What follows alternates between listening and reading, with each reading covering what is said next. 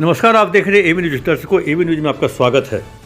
आज सुबह सुबह स्पेशल विजिलेंस यूनिट ने कहें जो नगर विकास विभाग या विभिन्न विभागों में ठेकेदारी करते हुए और ठेकेदारों को ठेका दिलवाने के काम में सम्मिलित रिशु श्री के यहाँ रेड किया। मीठापुर स्थित कांताराम सखी इनक्लेव में पुलिस की कहें जो 3 गाड़ियों से स्पेशल विजिलेंस यूनिट की टीम पहुँची और करीब 11 घंटे तक रेड चली और 11 घंटे रेड चलने के बाद वहाँ से स्पेशल विजिलेंस यूनिट निकली। लेकिन रेड में ख़ास बात यह था, जो रेड में इतने पैसे के इतने की जेवरात मिले, इतना कैश मिला कि देख करके स्पेशल विजिलेंस यूनिट के अधिकारियों के भी होश उड़ गए। और इस तरह का उन्होंने जेवरात आज तक कभी रेड में नहीं देखा था, ना कभी पकड़ा था। तत्काल सभी को तो सीज कर लिया गया, लेकिन सीज करके ले आया गया। जो आज जो मिले हैं स्पेशल विजिलेंस यूनिट को, आज पूरी तरह से कहें जो 2 करोड़ के जेवरात, 2.5 लाख नगद मिला। इससे पहले भी नवंबर 2025 में ईडी के रेड में ईडी जब रिशु श्री के यहाँ रेड किया था तो उस दौरान भी 2 करोड़ के जेवरात, 51 लाख नगद और 61 सेल डीड बरामद किया गया था, जो ईडी के पास हैं। तो इस तरह के दोनों अगर देख लें दोनों रेड में, तो 4 करोड़ के जेवरात और लगभग 65 लाख रुपए नगद और 60 से अधिक सेल डीड, कुछ कहें तो वो पेन ड्राइव, हार्ड डिस्क, कई तरह के चीज़ उनके हाथ लगे हैं दोनों जांच एजेंसी के खिलाफ।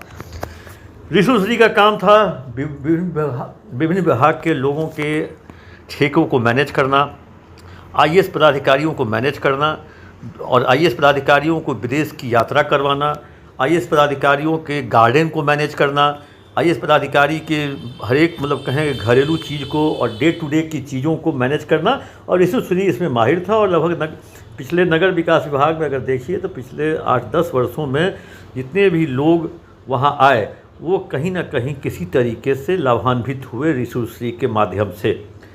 अभी हाल ही के दिनों में 2 आईएएस अफसर, एक 2014 बैच के योगेश कुमार सागर और 2017 बैच के अभिलाषा शर्मा, इन लोगों को ऑस्ट्रेलिया, यूरोप के दौरे पर का खर्चा रिशु श्री ने उठाया था। और उसके बाद इतना ही नहीं, अभिलाषा शर्मा के अपार्टमेंट के छत पर जो गार्डन है, उस गार्डन के रख रखाव और मेंटेनेंस के लिए और गार्डन को बनाने में जो खर्चे हुए लगभग 9 लाख रुपए, उसका भी इंतजाम रिशु श्री ने किया था।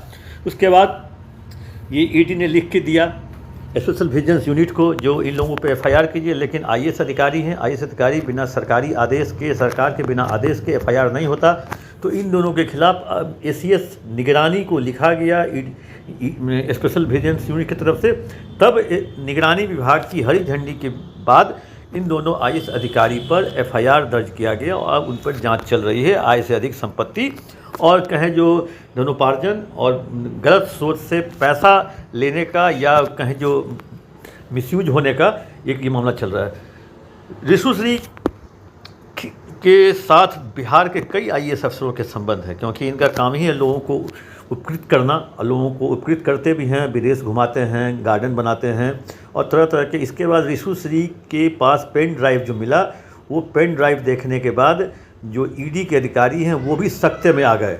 सख्ते में आने के बाद वो भी, और उसके बाद ईडी से संपर्क वाले जो जितने भी लोग आईएएस थे, माफ़ कीजिएगा, रिशु श्री के संपर्क वाले जितने भी आईएएस अफसर हैं, उनके चेहरे की हवाइयाँ उड़ी हुई हैं, उनके चेहरे की हवाइयाँ उड़ी हुई हैं। और आपने देखा होगा, अगर जो करीब से बिहार गवर्नमेंट को रीड करते हैं, रिसर्च उनके पास है, आपने देखा होगा जो कई ऐसे अफसर जो नगर विकास विभाग में थे और वर्तमान में थे या पास्ट में भी थे, उन लोगों को साइड लाइन करते हुए संटिंग में उन लोगों को डाल दिया गया। मतलब वैसे पदाधिकारियों की पोस्टिंग ही उन जगहों से हटा करके कहीं दूसरी जगह कर दी गई, क्योंकि मामला था आईएएस अफसर से जुड़ा हुआ।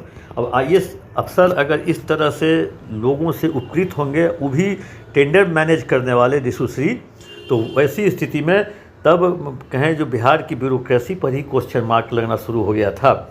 और रिशु श्री ये बहुत चर्चित नाम है। हाल ही में इसकी रिशु श्री के खिलाफ ईडी ने एक केस किया और ईडी के बाद स्पेशल विजिलेंस यूनिट ने भी केस किया। रिशु श्री हाई कोर्ट पहुँचे। हाई कोर्ट में स्पेशल विजिलेंस यूनिट जो एफआईआर किया था उसको क्वैश करने के लिए, निरस्त करने के लिए हाई कोर्ट में 1 साल तक लंबा जद्दोजहद बहस चला और 18 मई को हाई कोर्ट के एक बेंच ने इस ऋषु श्री के जो याचिका थी या कहें आवेदन, उसको निरस्त कर दिया और कहा हाईकोर्ट ने जो दोनों जगह अपना अपना मामला अलग अलग टाइप का है वो चलेगा।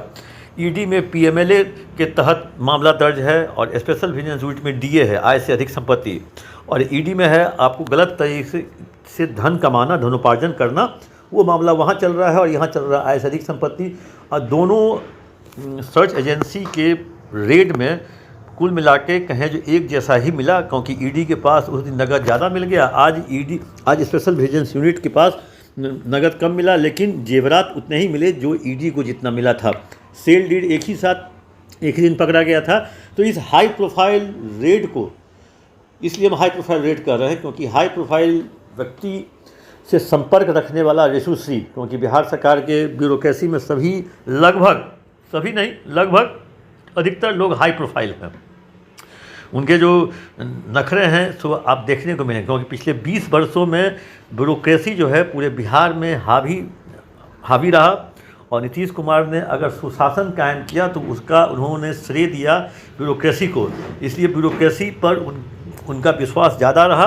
और एक सर्किल में ही 7-8 अफसर जो है वो एक सर्किल की तरह, म्यूजिकल चेयर की तरह घूमते रहे, कभी इस कुर्सी पर वही आदमी, उस कुर्सी पर वही आदमी, और उसको लेकर के बिहार के ब्यूरोक्रेसी में थोड़ा सा एक तरह से माफ़ कीजिएगा, बिहार की ब्यूरोक्रेसी में थोड़ा सा नाराज़गी भी थी, जो आखिर नीतीश कुमार वही 7-8 अफसरों को लेकर चल रहे हैं, क्या बाकी आईएएस अफसर नहीं है।